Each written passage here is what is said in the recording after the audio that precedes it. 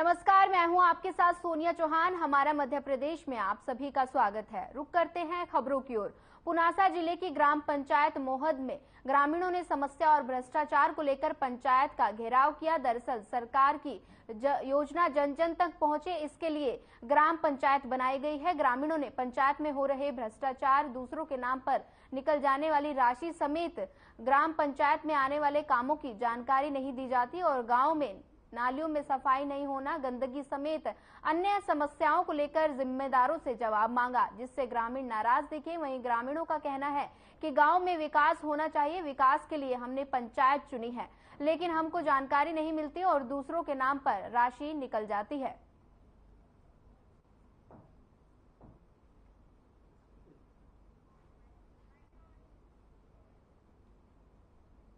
हमारे यहाँ पर पंचायत जो है समय से ना तो कभी खुली है, ना कोई यहाँ पे कर्मचारी आया है। लोग यहाँ पर आकर घंटों आकर बैठते हैं और वापस चले जाते हैं। जिसे भी कहो, कोई मैं मीटिंग में हूँ, मैं यहाँ हूँ, मुझे आज ये काम है, ना तो पंचायत खोलना, पर जहाँ पर प्रशासन, भारतीय सरकार या भारतीय जनता पार्टी या प्रशासन जो है अपनी नीतियों को, अपने लाभों को हर वर्ग को पहुँचाना चाहती है, यहाँ पर उसके बारे में कोई जानकारी नहीं। 12 बजने पे आई है कि आप इधर देख रहे हैं, अगर कैमरा उधर करो तो देखो ताला लगा हुआ है। अभी इस समय पूरे ग्रामीण इकट्ठे हुए हैं, लेकिन ना सचिव फोन उठा रहा है, ना सरपंच फोन उठा रहा है। अभी रात को हमको मालूम पड़ा है, कुछ लोगों ने बताया कि अनलीगल पैसे निकल रहे हैं, जिसका दुरुपयोग हो रहा है और सरपंच के पर्सनल यूज के लिए पैसा निकल रहा है, लेकिन जो राशि विकास के लिए आई है उसमें टालम टोली ये होती है कि अभी साइड नहीं चल रही है, अभी ये नेट बंद है, तो इस तरह से लोगों को अंधेरे में रखा जा रहा है। अब ये पंचायत में काम के लिए है, ताला ही बंद है। अब किसको दें, किसको क्या कहें, काम के लिए हम कुछ किनको बोले तो किसको बोले। बहुत गांव की भी बहुत भोली भाली जनता है और इसका फायदा सहायक सचिव उठा रहा है, सचिव उठा रहा है। अभी मेरे को कुछ सूचना मिली है कि 2016-17 में खेल मैदान आया था 5 से 6 लाख रुपए का, उसका अब कोई अता पता नहीं है। रात में ये पता चला कि सरपंच ने किसी खाते में पैसे डाल दिए, फिर उससे फोन पे डलवाए। ये शासन के पैसे का दुरुपयोग किया जा रहा है, इस पर कार्रवाई होनी चाहिए और मैं भी एक लेटर देकर इसकी जांच करूंगा कि अभी तक इस पंचायत में कितना पैसा निकला और कहां कहां के लिए निकला है।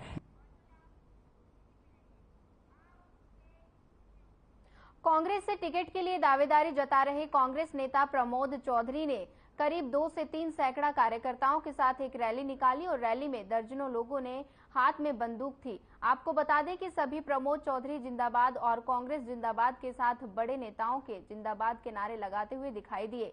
ये मंजर भिंड जिले की मेहगांव विधानसभा क्षेत्र के बीच बाजार का है। जन आक्रोश यात्रा नेतृत्व मध्य प्रदेश विधानसभाओं में नेता प्रतिपक्ष डॉक्टर गोविंद सिंह कर रहे हैं।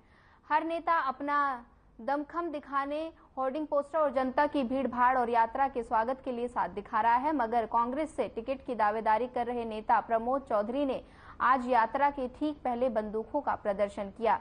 यही नहीं, बंदूकों वाली कांग्रेस की ये रैली थाने के सामने से गुजरती हुई दिखाई दी।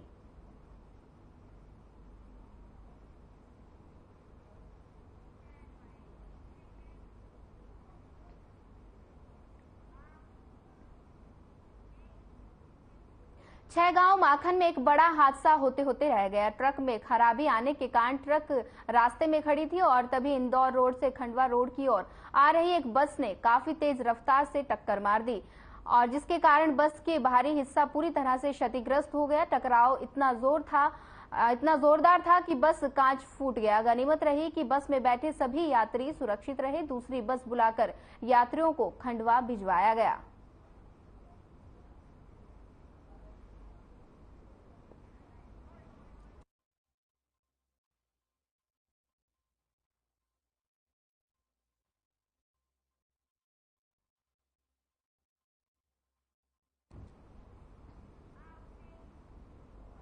आगामी चुनाव के चलते पक्ष विपक्ष में आरोप प्रत्यारोप का दौर जारी है। खबर भिंड से है, जहां बीजेपी नेता डॉक्टर रमेश दुबे ने नेता प्रतिपक्ष डॉक्टर गोविंद सिंह का इस्तीफा मांगा है। डॉक्टर रमेश दुबे ने कहा कि जब नेता प्रतिपक्ष ने देश की न्यायिक व्यवस्था को ही झूठा करार कर दिया है तो वो जनता को वफादार कैसे होंगे। उन्होंने कहा कि कुछ दिनों पहले पुलिस अधीक्षक और थाना प्रभारियों पर नेता प्रतिपक्ष ने गंभीर आरोप लगाए हैं।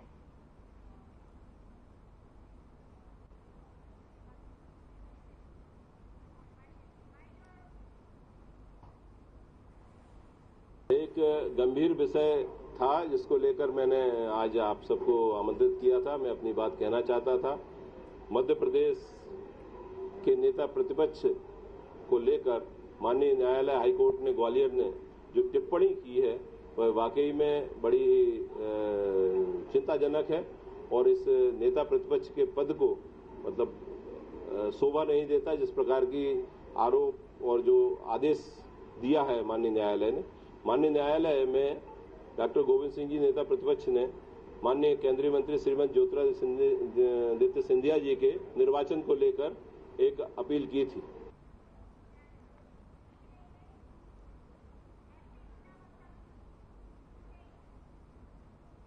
भारतीय जनता पार्टी से नाराज चल रही चाचौड़ा की पूर्व विधायक ममता मीना ने आखिरकार आम आदमी पार्टी की सदस्यता ग्रहण कर ली है। बता दें कि आम आदमी के राष्ट्रीय अध्यक्ष और दिल्ली के मुख्यमंत्री अरविंद केजरीवाल के सामने ममता मीना और उनके पति ने आम आदमी पार्टी की सदस्यता ग्रहण की है। दरअसल चाचौड़ा में बीजेपी ने इस बार विधानसभा टिकट प्रियंका पेची को दे दिया है, जिस बात को लेकर ममता मीना नाराज चल रही थी। उन्होंने बीजेपी के आला अधिकारियों से भी नाराजगी जाहिर की थी, लेकिन बात नहीं बनी तो उन्होंने भोपाल पहुंचकर अपना इस्तीफा दे दिया और इसके बाद दिल्ली जाकर आम आदमी पार्टी की सदस्यता ग्रहण कर ली।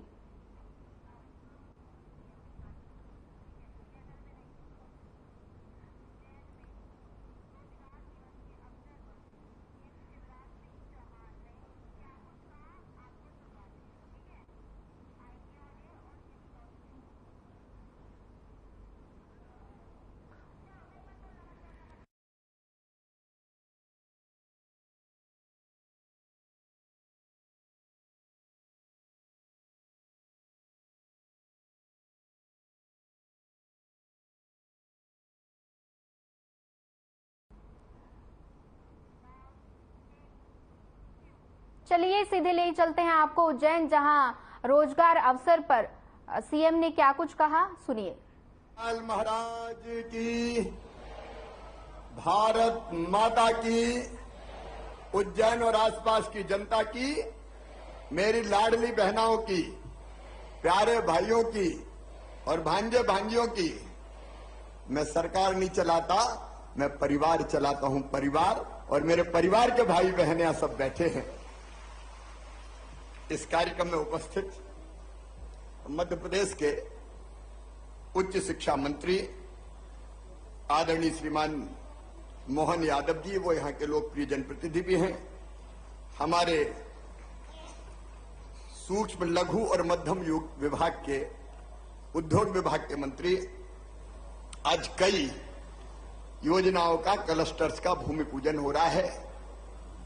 भाई ओम प्रकाश सकलेचा जी, हमारे यशस्वी सांसद गडकरी जी ने कहा था जितने वजन घटाओगे उतने पैसे दूंगा सड़क के लिए, तो वजन ज्यादा घटा लिया कुछ। भाई अनिल जी फिरोजिया, हमारे वरिष्ठ नेता और लोकप्रिय विधायक भाई पारस जैन जी, महिदपुर के हमारे विधायक बहादुर सिंह जी, भाई श्याम मलसल जी, आदरणीय सुल्तान सिंह शेखावत जी, भाई बहादुर सिंह बोरमुंडला जी ग्रामीण के अध्यक्ष, हमारे दोनों उम्मीदवार सतीश मालवी घटिया से, ताराचंद गोयल तराना से, विवेक जोशी जी, सुरेश आर्य जी, हमारे यशस्वी महापौर श्री मुकेश टटवाल जी, बहन कलावती जी, रमेश चंद्र शर्मा जी, हमारे सभी अधिकारी साथीगण, मेरी बहनों और भाइयों, आप सबको दोनों हाथ जोड़ के प्रणाम करता हूं। आप सबको नमस्कार करता हूं। उज्जैन में, और उज्जैन में नहीं, पूरे प्रदेश में और देश में महाकाल महाराज की कृपा बरसती है। आप सोचो, आज से 15 दिन पहले क्या हाल थे किसानों के। फसलें सूख रही थी, 1 महीने तक बारिश नहीं हुई थी, 1 महीने तक खेतों में दरारें पड़ रही थी, फसलें मुरझा गई थी, सूखना शुरू हो गई थी। और ऐसे में मुझे और कोई रास्ता नहीं दिखा सिवाय इसके कि शिवराज महाकाल महाराज की शरण में चले चल, वो ही इस संकट से बचाएंगे। और भावपूर्ण ढंग से आके हमने महाकाल महाराज की विद्वान पंडितों के साथ पूजा की और मैं सच कह रहा हूं, ये उन्हीं की कृपा है कि भरपूर बरसात पूरे मध्य प्रदेश में हो गई। बांध खाली पड़े थे हमारे, पानी की बिजली बन नहीं रही थी। मैं सच कह रहा हूं, मैं मुख्यमंत्री होकर भी स्वीकार कर रहा हूं कि ये पानी अगर नहीं गिरता तो अब तक हाहाकार मच जाता, हाहाकार। लेकिन महाकाल महाराज आपकी कृपा सदैव हम पर बरसती है, ऐसे ही बरसाते रहना, सुख समृद्धि और रिद्धि सिद्धि हम हमारी जनता की जिंदगी में लाते रहना, क्योंकि जनता प्रसन्न तो अपनी भक्ति सच्ची और अपनी भक्ति पूरी है। मैं उनको बारंबार मध्य प्रदेश की 9 करोड़ जनता की ओर से प्रणाम कर रहा हूं। और आज जो हमने भूमि पूजन किया है अपनी इस पावन नगरी में, महाकाल महाराज की नगरी, अद्भुत अवंतिका, मैं क्या बात करूं, मेरा रोम रोम उज्जैन का नाम लेते ही पुलकित हो जाता है। ये धर्म का, अध्यात्म का, साधना का, तपस्या का एक बड़ा केंद्र है, अद्भुत केंद्र। उसलिए मैं जब भी यहां आता हूं सदैव भक्ति भाव से आता हूं और एक संकल्प और व्यक्त करता हूं, महाकाल महाराज की कृपा बनी रहे, क्योंकि करने वाले वो हैं, हम निमित्त हैं। लेकिन निमित्त बन के भी मैं कह रहा हूं, उज्जैन में भी जो काम हो रहे हैं, और तैयार रहना भैया, मोहन जी, पारस जी, अनिल जी, अभी और आऊंगा, मेयर साहब, और भूमि पूजन करूंगा, चिंता मत करो। विकास के काम लगातार होते रहेंगे, यहां रुकेंगे नहीं। आज ही 500 करोड़ से ज्यादा रुपए के हो रहे हैं, 500 करोड़ से ज्यादा रुपए के। कांग्रेस के जमाने में कमलनाथ जी से कोई 25-50 हजार का काम भी मांग लो तो वो रोते ही रहते थे, कहते थे मैं क्या करूं, मेरे पास पैसे ही नहीं है, मामा खजाना खाली कर गया। अरे उनका मामा नहीं, औरंगजेब हो गया जो खजाना घर ले गया। वो रोते ही रहते थे, मेरे पास कुछ नहीं है। मैं महाकाल महाराज की कृपा जो हम पर बरसती है उसके आधार पर कह रहा हूं, हमारे पास पैसे की कोई कमी नहीं है, महाकाल महाराज की कृपा बरसती है। और इसलिए आज चाहे वो हमारा भक्त निवास का शिलान्यास का कार्यक्रम हो, फैसिलिटी सेंटर, अभी जैसा आपने वीडियो में देखा कई तरह की सुविधाएं विकसित कर रहे हैं, लेकिन इसके साथ साथ ओम प्रकाश सकलेचा भी बैठे, कई लघु और कुटीर उद्योग अब मध्य प्रदेश की धरती पर बड़ी तेजी से आ रहे हैं। और हम प्लास्टिक क्लस्टर, नीवन बासा, इंडस्ट्रियल क्लस्टर अलग है, ये अलग अलग इंडस्ट्री के जा रही, मैं नाम लूंगा तो बहुत समय लग जाएगा। इन सब इंडस्ट्रीज में भी काम प्रारंभ होगा, उद्योग लगेंगे और बच्चों को उसका लाभ मिलेगा रोजगार के रूप में। पूरे राज्य में, आज केवल उज्जैन में कार्यक्रम नहीं है, पूरे राज्य में आज 15 एमएसएमई क्लस्टर का हमने भूमि पूजन और लोकार्पण किया है। 552 उद्योग इकट्ठे, आज 552 उद्योग लगने वाले हैं और 552 उद्योगों में छोटे ही उद्योग हैं। 28,300 बच्चों को रोजगार मिलेगा। ये रोजगार देने का भी कार्यक्रम है। और राज्य स्तर पे 1,708 इकाइयां जो बन गई है उनका लोकार्पण हुआ है और उसमें भी लगभग 16,375 बच्चों को रोजगार मिलेगा। 307 इकाइयों का राज्य स्तर पर भूमि पूजन है, उसमें भी 6,310 लोगों को रोजगार मिलेगा। उज्जैन में भी यह अध्यात्म का केंद्र तो है ही, लेकिन अब उद्योगों का केंद्र फिर उज्जैन बनने जा रहा है। एक के बाद एक अनेकों नए उद्योग महाकाल महाराज की कृपा से विक्रम उद्योगपुरी में और अन्य स्थानों पर लगातार चले आ रहे हैं। और देखो महाकाल महाराज की कृपा तो देखो, रोज 1.5 लाख भक्त आ रहे हैं, शनिवार और इतवार को 3 लाख हो जाते हैं। और अकेले सावन के महीने में कितने भक्त आए भाई? 2.25 करोड़। अकेले सावन पे 2.25 करोड़ लोग आए और महाकाल महाराज की पूजा करके गए। और ये 2.25 करोड़ आते हैं तो महाकाल महाराज की पूजा तो करते ही हैं, लेकिन आपको पता है उज्जैन की पूरी अर्थव्यवस्था को बदल कर रख दिया है। पूरी अर्थव्यवस्था उज्जैन में होटलों में जगह नहीं है, नए नए रिसोर्ट बन रहे हैं, घरों में ही होटल के कमरे बना लो भैया। श्रद्धालु आए तो खूब भोजन भी कराओ और अपनी आमदनी भी बढ़ाओ। 3000 करोड़ रुपया उज्जैन में अतिरिक्त आने वाला है। 3000 करोड़ रुपया। होटल, रेस्टोरेंट, चाय, नाश्ता, भोजन, फूल, प्रसाद, सारी चीजें बिक रही है जैसे महाकाल महाराज की कृपा बरस रही है उज्जैन पर। और ये सोच रहे ना, मैं बहुत सोच समझ के कह रहा हूं और यहां से कह रहा हूं, हृदय से कह रहा हूं, भाषण नहीं दे रहा। महाकाल महालोक के बाद जिस बात में मैं बोलूं नहीं तो बोलूंगा कैसे भैया। अब देखो ये परिवार ही तो है। मामा बोल रहा, बोल ले अभी त्रिशूल ले लो और डमरू, मैं जरूर लूंगा। अरे और कोई मुख्यमंत्री होता तो कहीं त्रिशूल डमरू देने को आ सकता था, लेकिन ये तो अपना परिवार है भाई, परिवार। डमरू भी ले जाऊंगा, त्रिशूल भी ले जाऊंगा और जरूरत पड़ी तो भोले बाबा की भक्ति में लीन होकर डमरू बजाऊंगा भी। लेकिन कांग्रेसी बड़े परेशान है। अब महाकाल महालोक पे आरोप लगा दिए। शर्म नहीं आई कांग्रेसियों तुम्हें? जिस महाकाल महालोक ने उज्जैन की सूरत बदल दी, वहां आरोप लगा रहे हैं गड़बड़ हो गई, गड़बड़ हो गई, गड़बड़ हो गई। अरे महाकाल महाराज गड़बड़ करने वालों को भस्म कर दें, कोई छोड़ेंगे क्या वो? लेकिन ये लोग और कुछ नहीं मिलता, गड़बड़ हो गई, मूर्ति गिर गई। अरे कांग्रेसियों, कुछ तो शर्म करो, कुछ तो सोचो। कम से कम मंदिर तो छोड़ दो, भगवान को तो छोड़ दो। लेकिन झूठे आरोप लगाते रहते हैं। जलने वाले जला करें, हम रुकने वाले नहीं है। महाकाल महालोक के दूसरे चरण का भी लोकार्पण होगा, धूमधाम से होगा मेरे बहनों। और आज फिर कह रहा हूं, महाकाल महाराज की कृपा से हमारी अवंतिका, हमारा उज्जैन 3 लोक से न्यारा होगा, 3 लोक से न्यारा। जरा जोर से ताली बजाओ, महाकाल महाराज को प्रसन्न करो।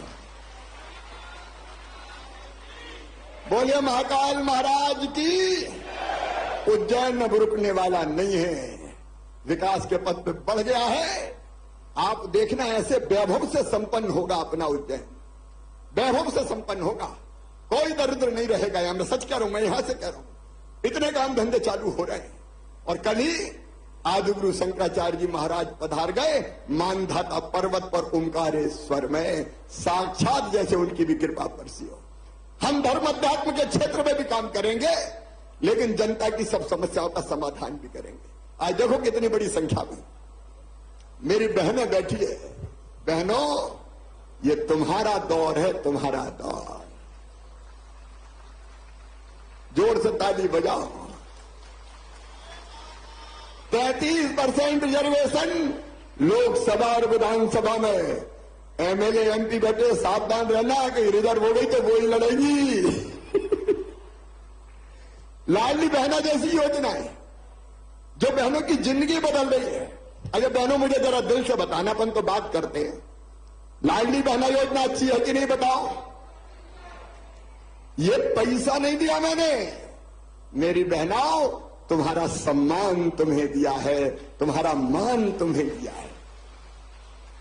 छोटी छोटी चीज के लिए क्यों मेरी बहना हाथ फैलाए?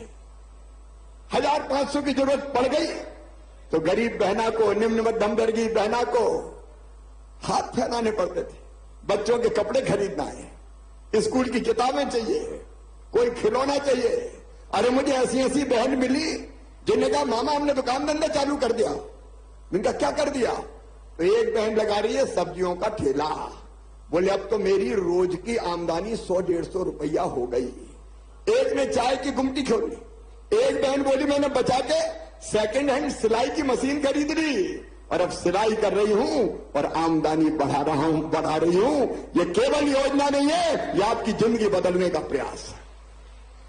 और ध्यान रखना भैया, यहां रुकने वाला नहीं है। मैंने पहले ही कह दिया था, पैसे की जुगाड़ कर रहा हूं, जैसे जैसे होती जाएगी वैसे वैसे बढ़ाऊंगा। अब बढ़ा के कर दी 1250 रुपया हर महीना। मेरी बहनें भी बहुत हैं, कितना भाग्यशाली भाई हूं मैं। 1 करोड़ 32 लाख बहनें मेरी, इसके बाद भी कहीं रह गई। कह रही एक बार और खोल दो, हम तो रह गए। मैंने कहा रह क्यों गए? बोले हमें लगा वैसे वैसे ही भरवा रहा हूँ, कुछ मिलना जुलना थोड़ी है। लेकिन मेरी जो बहनें छूट गई है उनको भी नहीं छोड़ूंगा। मेरे लिए बहन बहन है, बहन की कोई जाति नहीं, कोई धर्म नहीं, सब मेरी बहनें। उनकी जिंदगी बदले ये हमारी कोशिश है। और 1 करोड़ 32 लाख बहनों के खाते में 1000 रुपया महीना भी डालते तो लगभग 15,000 करोड़ आते हैं। अब तो 1250 हो गए, तो 16,000 करोड़।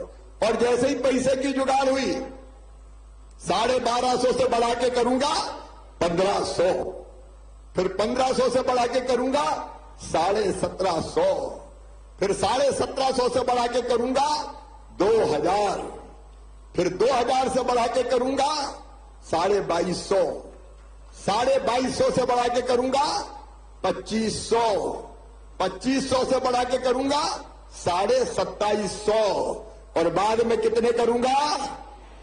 जोर से बोलो, 3000। ये कांग्रेस की नहीं, ये शिवराज की गारंटी है। जो कहा है वो करेंगे। और भाई चिंता मत करना, बहनें बड़ी दयालु है, ज्यादातर पैसा अपने काम आने वाले हैं। और मेरी बहनों, मैंने एक इंपैक्ट असेसमेंट करवाया कि इससे बहनों की जिंदगी में क्या परिवर्तन आया। तो मैं एक राज की बात बताऊं, कई बहनों ने, हमने सर्वे करवाया तो उन्हें कहा कि हमारी जब से ये पैसे आ रहे हैं तो घर जरा पूछ पड़क बढ़ गई है, इज्जत बढ़ गई है घर। सासू मां भी अब प्रेम से बोलती है, बहू कैसी हो, आ गए कि नहीं आए। और एक बहन ने कहा कि अब तो सासू मां कहती कि रोटी में घी चुपड़ के दो बहू को भी। और साहब भी जब बाहर से आते हैं तो उनका प्रेम भी थोड़ा बढ़ गया है। गुड्डू की मम्मी कैसी हो, कोई परेशानी तो नहीं है। देखिए, पैसा परिवार को सशक्त करने के काम आएगा। ये कोई फ्री बांटने की चीज नहीं है। ये जो बुनियादी जरूरत है परिवार की, उस बुनियादी जरूरत को पूरा करने का अभियान है। फिलहाल इस बुलेटिन में इतना ही। ज्यादा खबरों के लिए बने रहिए हमारे साथ। नमस्कार।